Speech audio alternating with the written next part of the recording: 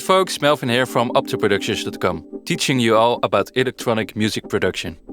In this video I'm gonna give you a first impression of Ableton 12's new Roar plugin. And I have to say, this one sounds pretty amazing. Right, so I've got a simple techno patch right here. I'm using the drum synth modules. So I've got a kick, hi-hats, a clap, and an FM drum. So let me go for the user interface. On the left, we've got a drive control, so that's the input. This plugin does have a limiter, so you can never overload your tracks. But it also has a built-in compressor. And it has a built-in sidechain high-pass filter, so it doesn't affect the low end as much. By default, it's set to 25%. So I'll just leave it at that. Sounds pretty good, actually. Yeah, going back to the input. We've also got a tone control, and this is like a shelving filter. So as you can see, if you look at the info view, if we turn it up, high frequencies are boosted and low frequencies are attenuated. And vice versa if we go into the negative values. And what's actually really cool, if I just turn up the amount on stage 1, is this button right here. If we boost the frequencies right here, after the distortion, it then compensates with a mirrored version of this filter. So that means if you turn up the tone control, the high frequencies are boosted before the distortion stage, and then after, this boost is attenuated again. It's almost like a RIA filter of a turntable. So this works the same as if I, for example, grab an EQ.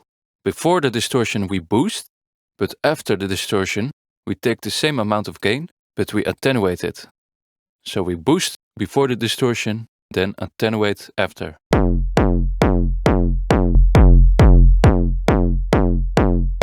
Or the other way around. A completely different sound. So yeah, that's what this knob does, the tone control.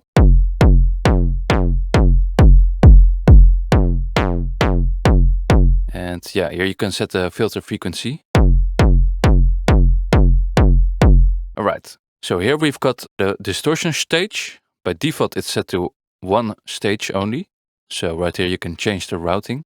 You can add 2 stages in serial. So it first goes through stage 1. And then it goes through stage 2. Or you can set it to parallel. So as you can see in the diagram right here, the signal splits and goes to both stages. And here you can blend between the two.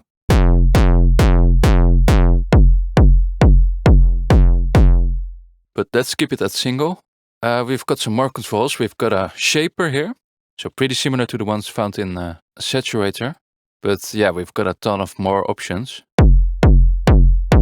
Let's go through them real quick.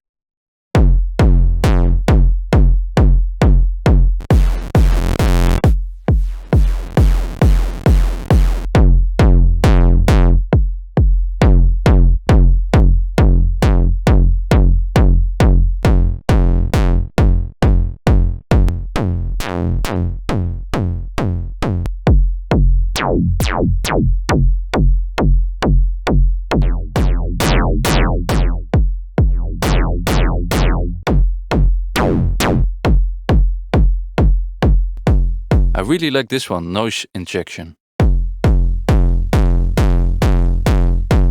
You can add a ton of high-end with this one. It's a bit like an exciter.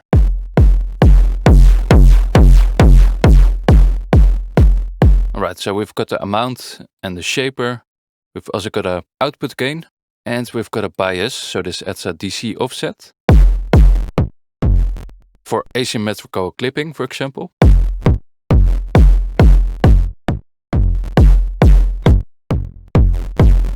And yeah, we've got a filter. So a low pass filter by default. you can set the filter to pre or post. We've got a resonance here. And we can change the filter type. High pass. Notch. Peak. So like an EQ. We've got a morph filter. So you can blend between different filters. A comb filter.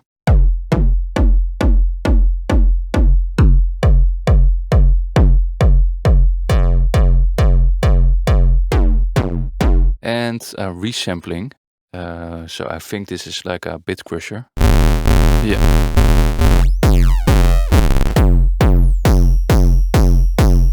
Yeah, so that's useful as well. This plugin reminds me a little bit of the Sherman filter bank. Because we've also got modulation options right here. So we've got an LFO, 2 actually, an envelope follower, and a noise, so random modulation. But I'll get back to this in a second. We've got a modulation matrix, so similar to wavetable.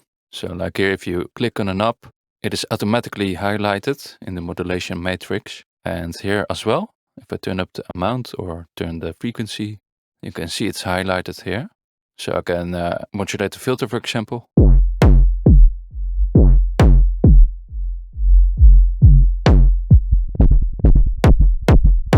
Or the amount.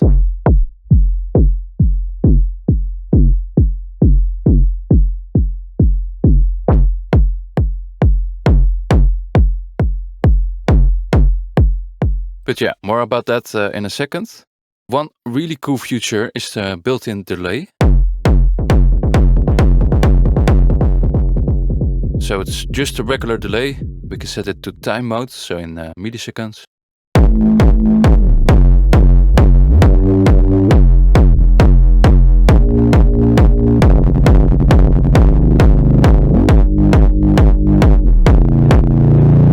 And yeah, the amount is the feedback control basically. We've got a little knob over here. This means the feedback signal is muted if there's no input signal. Otherwise it would go on forever.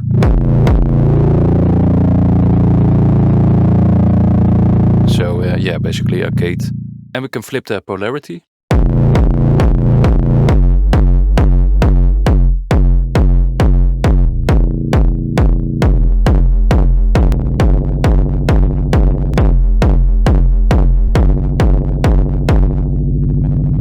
But yeah, let's say we're making a techno kick. I usually set it to dotted, 8 notes. And what I had before was I turned down the dry wet value. So now this basically becomes the rumble of the kick. And yeah, let me select soft sine.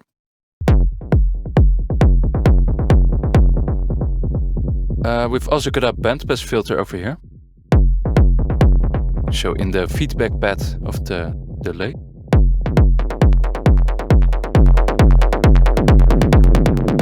So this is the width. And this is the frequency.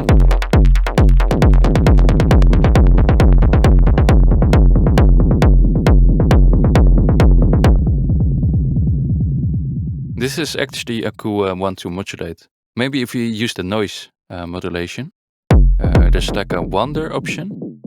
Let's change the rate to 3, low rate.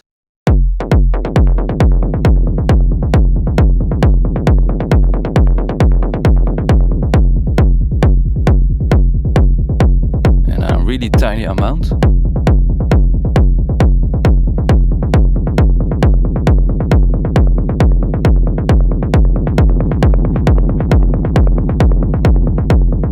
That makes it a bit more dynamic. Right, let's have a look at the hi-hat.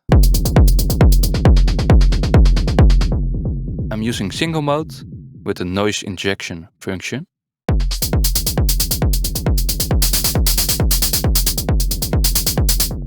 And I'm using the filter to cut out the harsh frequencies.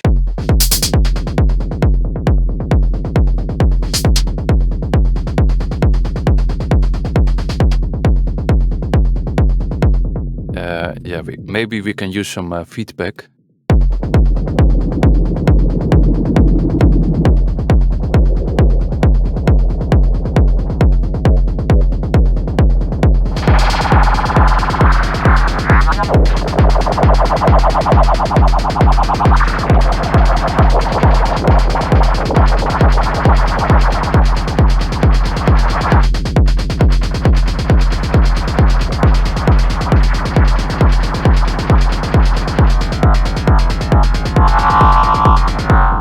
Oh yeah, this is also cool, by the way. You can change the feedback mode to a note, actually. I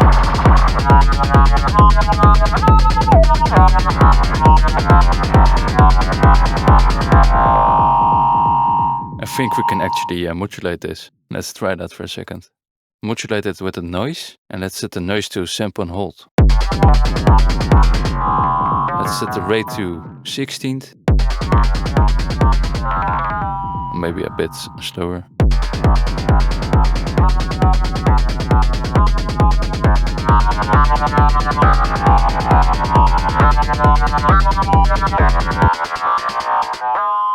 So yeah, that's weird. I'm not gonna use that in this case, but it can be cool. Maybe on bass sounds or whatever. In this case, I just want to set it to synced. 8 notes probably. And I want to slightly modulate the amount. Yeah, by the way, the modulation is always bipolar, so you need to play around with the position of the knob.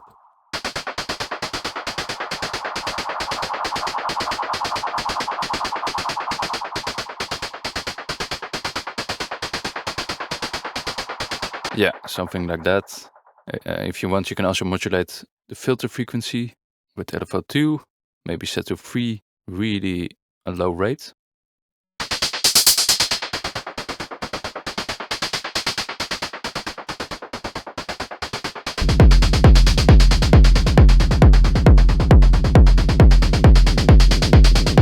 Yeah, that already sounds pretty interesting. Okay, let's have a listen to the clap.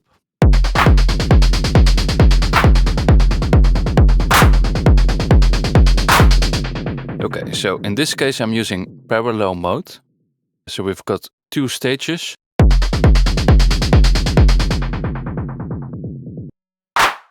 Stage 1 and stage 2. And yeah, I'm basically using stage 2 to add some weird high-end distortion. So we can blend between the two right here. And on stage 2 I'm using a bandpass filter. So I can really decide where to focus the distortion on.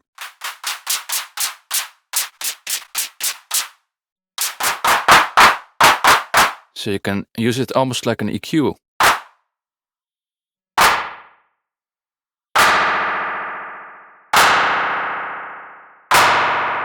It almost sounds like a spring reverb now. Pretty cool.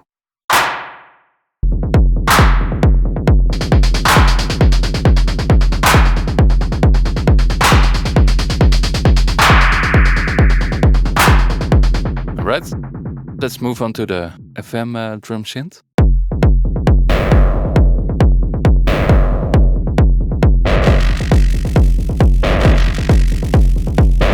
Okay, so this is a cool one. I'm using the feedback mode, and that means we've got a dry distortion and a feedback pad. This distortion will only work if you turn up the delay amount, and then the delay goes through the distortion back into itself. So it's actually inside the feedback pad. So dry, and if I turn up the amount,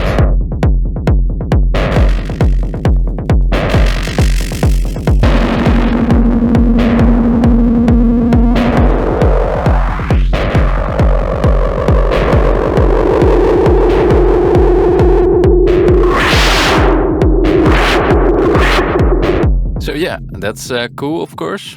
I've got some modulation because there's also a envelope follower.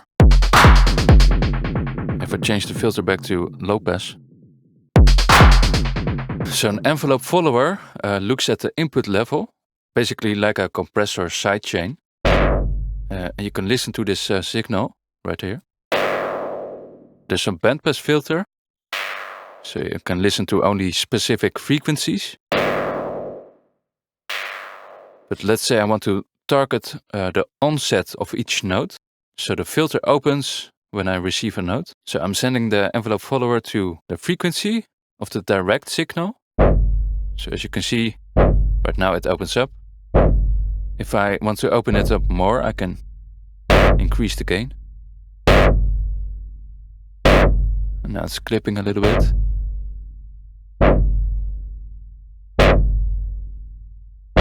And I can adjust the release time or the attack.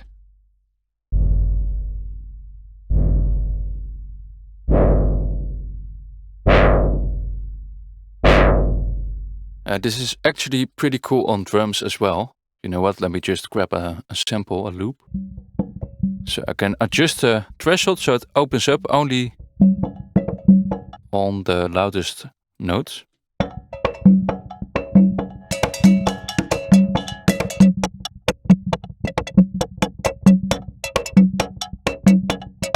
Now it basically acts like a compressor, but I can also apply it to the drive amount. So in this case, distortion is only applied on the louder notes.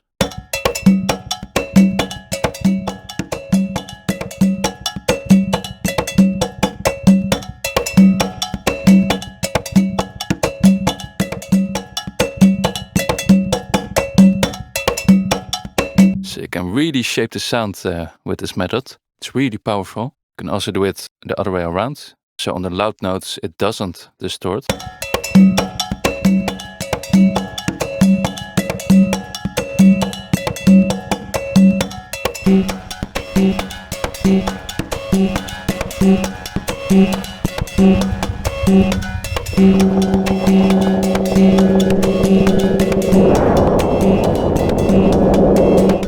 So yeah, that's something you need to try out for yourself.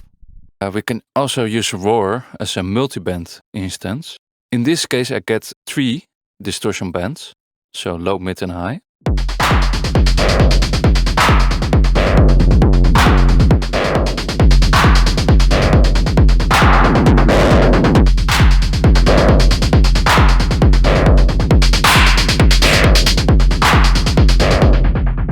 So yeah, it's just like Saturn from FabFilter. So you can use it as an exciter to only affect the higher frequencies. And here you can change the crossover band. Oh, and by the way, if I disable it right here, it means we won't hear anything. So I'm just gonna turn down the amount then.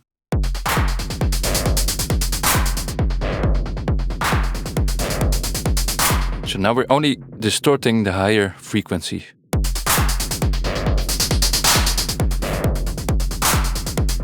Or you can do it for the low end if you want.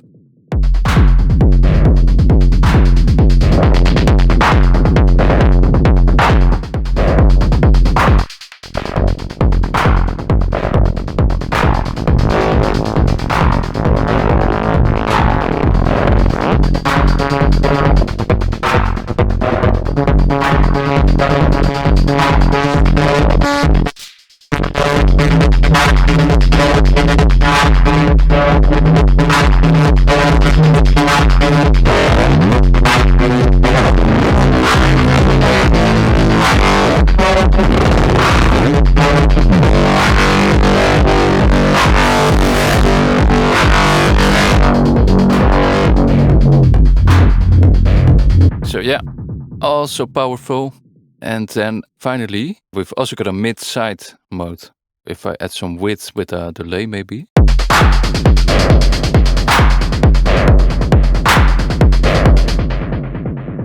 Now I can distort the sides only.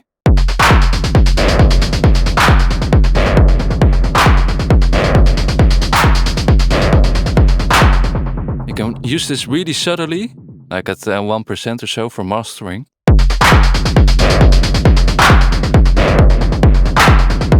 And this really adds a lot of depth or width actually to the sound.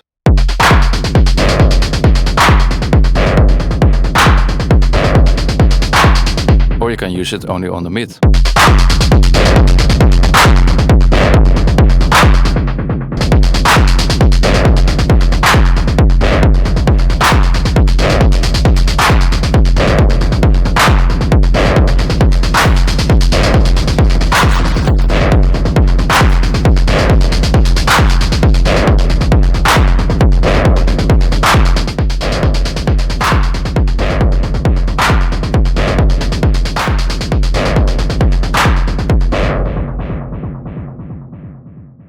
Alright, well that's it for this video. Yeah, I actually really like this Roar plugin.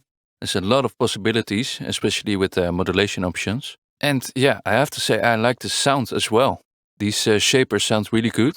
I especially like the noise injection function, because you can really add some high-end to sounds.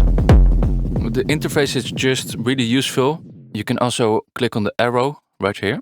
Now you can see all the options in one screen. You can also see all the modulation options now. Okay, so yeah, have a play around with it. Let me know what you think of it, or if you have any questions, just let me know in the comments. And yeah, I'll see you next week with another tutorial.